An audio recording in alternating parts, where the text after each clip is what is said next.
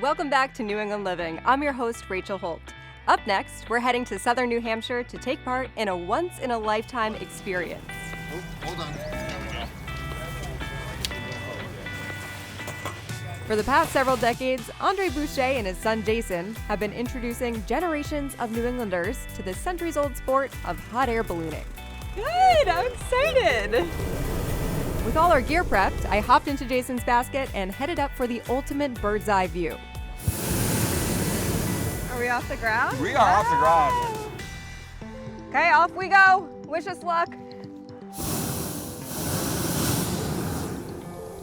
It worked. Wow, that was so smooth. You could barely tell that we were taking off.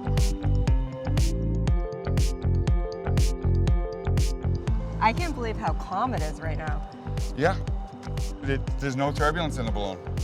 We're flying with the wind right now. We're going probably about 3 miles an hour.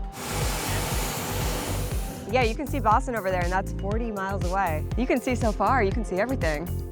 But we're kind of at the mercy of the wind, right? So the way the wind is blowing is where we're going. We went up a couple hundred feet, and we're at about 600 feet above the ground, and we changed directions.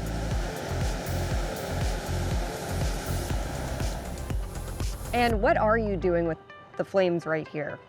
I'm just adding heat. Like right now, we're starting to drop a little bit. So the more heat I put in, the hotter the balloon gets, it'll start to rise. So it's just to maintain altitude or to control my height. And what's the secret to steering this thing? Well, luck. Some of it, it's experience. Sometimes you are stuck with, regardless how high or low you go, you are stuck in one direction. So I'm already thinking, where am I plotting? Where do I want to go? Where do I want to fly this balloon to? I won't let the balloon fly me. Can I give this some heat? Huh, please do. Take us up a little bit? Sure. All right. Up, and away. After about 45 minutes floating above beautiful southern New Hampshire, it was time to start scoping out our landing spot. So basically, for the last 15, 20 minutes, I'm trying to do like a yo-yo effect. Go up to go that way, to come down to come this way, and I might be able to creep over to this big yard here. What is it like flying this thing and just not knowing where it's going to land?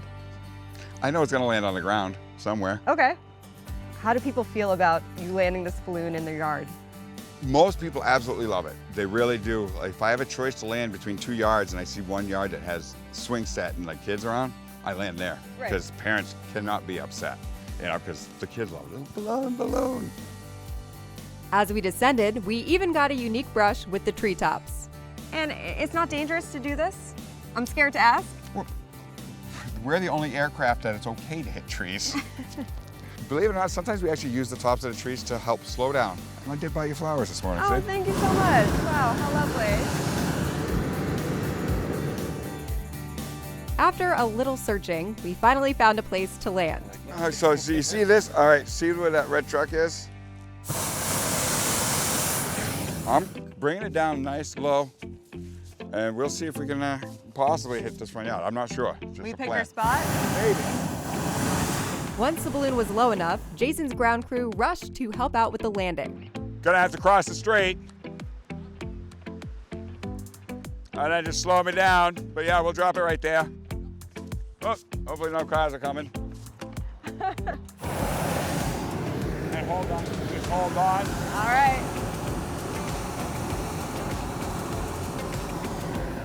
Chris has us. He's slowing us down. Brace for landing. Yeah, doing great, Chris. All right, now we're gonna hit wicked hard. In 3, 2, oh. And hold on. There we go. Incredible. That was so smooth. You must have done this before. You know why it's so smooth? Crew. I would not have taken this spot without it. Nice. As is tradition in ballooning, unsuspecting property owners get another special surprise as a measure of goodwill. Thank you for letting me drop in. We'd like to give a landowner a bottle of champagne and say thank you for letting us come in. After a successful landing, it was time to pack everything up and head back to celebrate. We have a tradition with having champagne after every hot air balloon flight. The pilot gets served first. Without the pilot, this would never happen. Well, cheers to you both. We made it safely and soundly, Yeah. and it was a blast.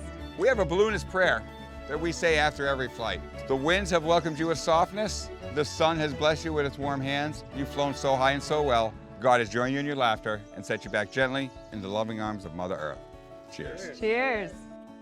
While ballooning is in their blood now, the Bouchers' passion for the sport all started with Andre's chance encounter 35 years ago. I was on my way to work in 1986. Never saw a balloon before, didn't know they existed, didn't know what it was. It was 5 or 6 in the air in Pittsfield, New Hampshire. Follow one, when he landed, I said, what do I need to do to get a ride? So I bought a ride from him. Because there was no motion in the balloon and relaxing after the ride, I says, okay, where's the store? I need to buy one of those. So he said, well, it doesn't work that way. He started teaching and taking lessons and stuff like that. There was a moment today where we looked across and we could see you flying in your balloon. Do you ever look across, see your son, and realize how special that is? Yes, it is. It is. It was very, very special to see him up there. Andre, you get motion sickness. You said you're scared of heights. Oh, I get so everything from him. I get motion sickness. how do too. you two end up doing this? I am confused. There's no motion. And in the balloon, nobody's afraid of height. People are afraid of falling. But when they're in the balloon, they feel safe. How safe is hot air ballooning? Hot air balloon is the safest way of flying that there is. If we don't like the weather, we don't take off. There's almost no mechanical parts, very simple built, and there's not much to it.